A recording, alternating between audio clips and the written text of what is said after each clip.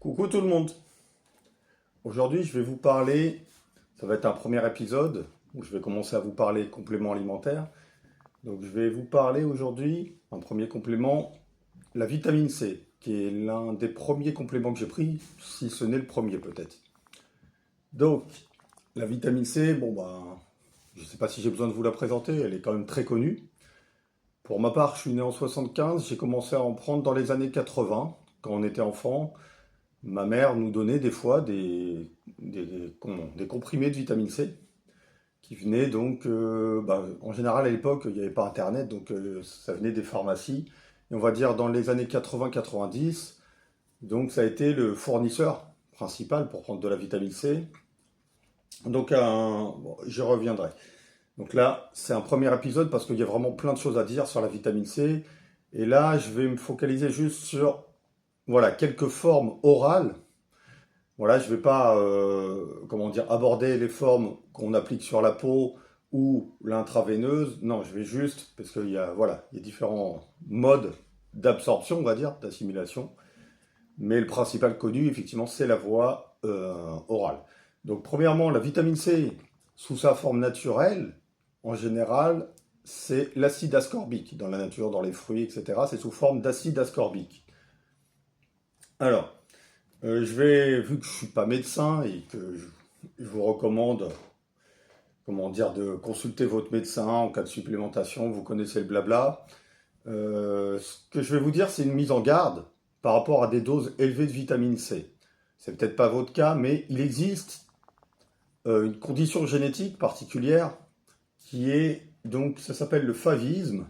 C'est un déficit en une enzyme qui s'appelle l'enzyme en résumé, en forme contractée, G6PD. Voilà, G6, la lettre P et D. Et ça veut dire glucose 6-phosphate déshydrogénase. Et ça, en fait, si je vous lis par exemple sur Wikipédia, le favisme ou déficit en glucose 6-phosphate déshydrogénase ou déficit en G6PD, voilà, c'est le déficit enzymatique le plus répandu dans le monde. Alors qu'est-ce qui se passe avec ça? Si on a un déficit dans cette enzyme, on a du mal à métaboliser la vitamine C. Donc il faut éviter de faire des apports importants de vitamine C. On peut peut-être manger un fruit, voilà, mais dès lors qu'on prend une supplémentation avec des doses élevées de vitamine C, enfin, il vaut mieux consulter voilà, votre médecin avant. Voilà. Moi, pour ma part, je n'ai pas fait de consultation. Je sais par expérience qu'a priori, je n'ai pas ce déficit puisque j'ai pris on va dire, des doses élevées de vitamine C. Parfois, donc, j'ai pris, on va dire, un range très variable. C'est-à-dire que quand j'ai commencé, c'était 100, 200 mg, 500 mg, puis des fois 1 g, 1,5 g, et je suis même allé des fois jusqu'à 3, 4, 5 grammes dans la journée de vitamine C, donc pour tester, pour voir, voilà. Donc j'ai pas eu de soucis particuliers en dehors d'un effet qui est connu, mais cette fois qui n'est pas lié donc à un déficit en enzymes, c'est éventuellement si on prend des doses très élevées de vitamine C, ça peut être un effet laxatif. Voilà. Après, dépend peut-être aussi de la forme, mais en tout cas, sous la forme acide ascorbique, si on prend 3 à 4, 5 grammes, il y a une probabilité assez élevée d'avoir un effet laxatif, si on prend ça dans la journée. Bon, voilà. Donc, revenons un peu, voilà, j'allais vous dire, je vais vous parler donc de mon expérience, de l'expérience éventuellement d'autres personnes, et donc les doses recommandées, qui actuellement sont faibles, sont bien en dessous de ce que je prends et de ce que je considère qui devrait être. C'est-à-dire, actuellement, on recommande peut-être 60 mg, et vous allez voir ensuite, je vais développer pourquoi je pense que c'est inférieur à ce que ça devrait être. 60 mg par jour, par personne, ce qui n'est pas grand-chose. Donc, la vitamine C, quel est son rôle? Son rôle principal, parmi ses rôles principaux, c'est par exemple la synthèse du collagène. C'est un antioxydant également, donc ça aide à lutter contre le stress oxydatif. On va dire c'est bon pour le stress en général, hein, le stress aussi et oxydatif entre autres. D'ailleurs, les animaux synthétisent de la vitamine C et ils en synthétisent plus en général en cas de stress. Voilà, c'est en réponse à un stress. Nous, on fait partie des rares animaux qui ne synthétisons pas la vitamine C. Il y a, je crois, le cochon d'Inde, le gorille peut-être, voilà, voilà, donc l'être humain. mais un cheval, un chien, un chat, ils synthétisent la vitamine C. Ils n'ont pas forcément besoin d'apporter de la vitamine C par voie donc, orale, puisqu'ils synthétisent leur vitamine C, bien que, après recherche, ça puisse décliner avec l'âge aussi leur synthèse. Ça, j'avais vu ça aussi en cherchant. Voilà, c'est autre chose. Donc, c'est utile pour synthétiser du collagène, c'est utile pour le stress oxydatif, antioxydant, c'est utile également pour l'immunité. Voilà, ça a des rôles aussi dans l'immunité.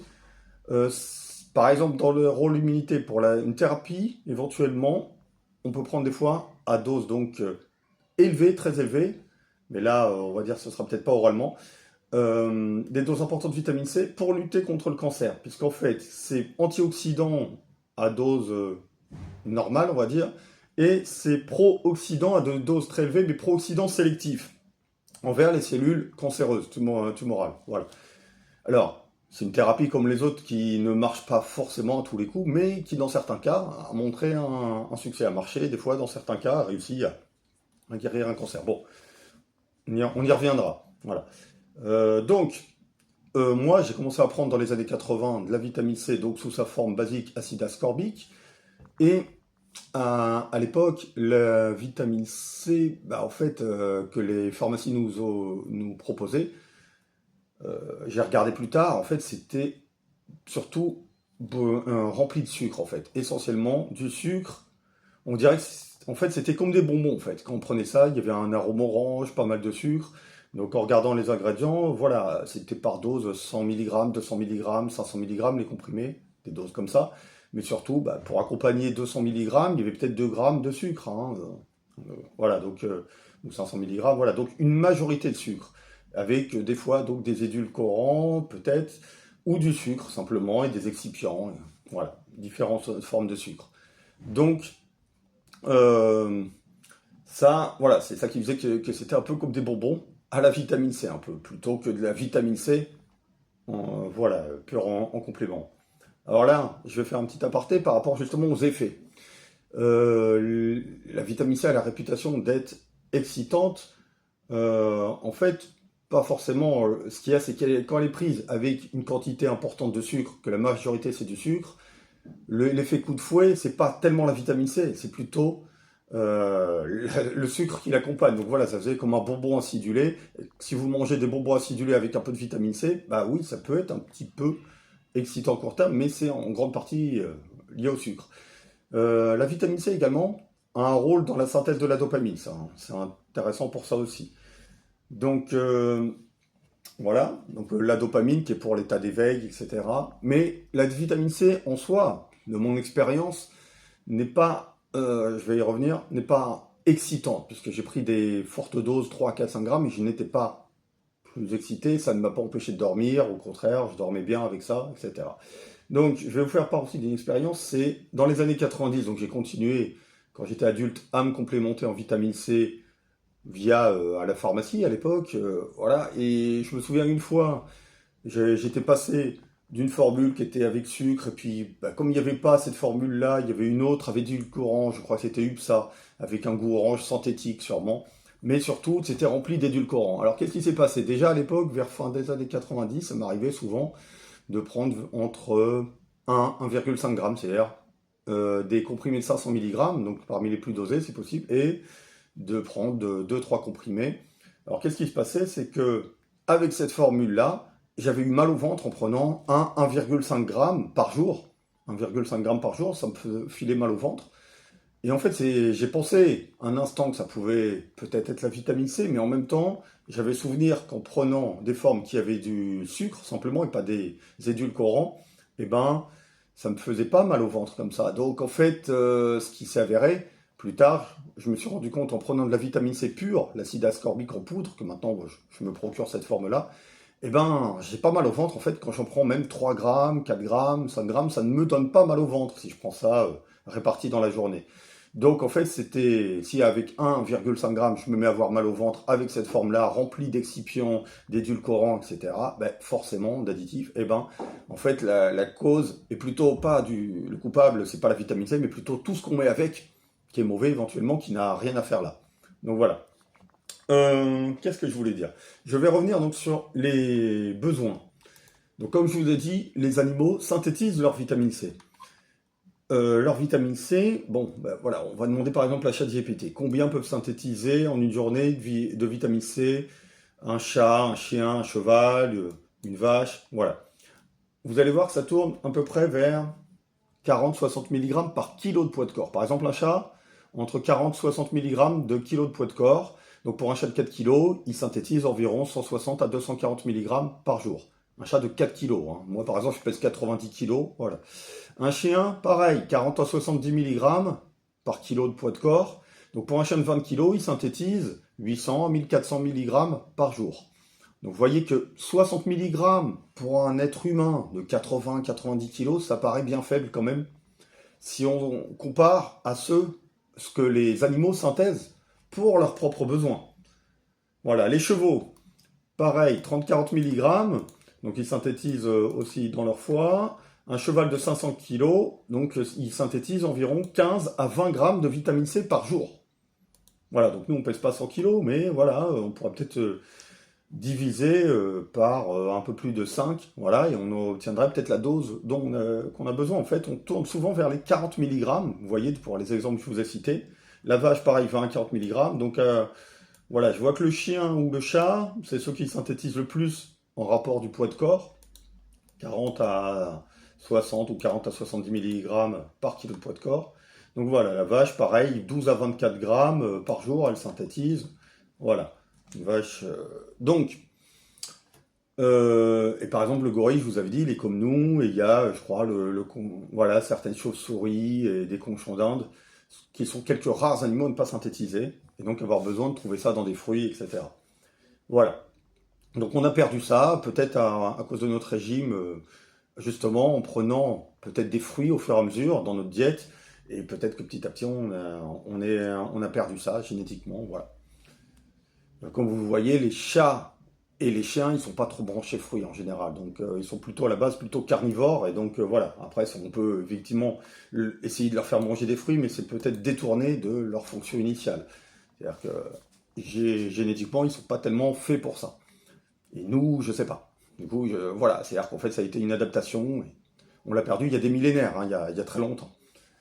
Donc voilà, c'est pour ça que je vous disais, bah, si on fait quelques calculs un peu simples, vu que les animaux synthétisent plusieurs grammes éventuellement par rapport à quelqu'un de notre taille, un animal de notre taille, et ben voilà, on a peut-être besoin de 3-4 grammes par jour ou 5 grammes. Alors vient un premier problème, c'est qu'en fait, au niveau gastrique, on n'est pas capable d'assimiler plus de 2 grammes environ par jour, et cela en séparant les prises. Parce que si on prend 2 grammes d'un coup, en fait, on va peut-être en pisser, éliminer l'essentiel.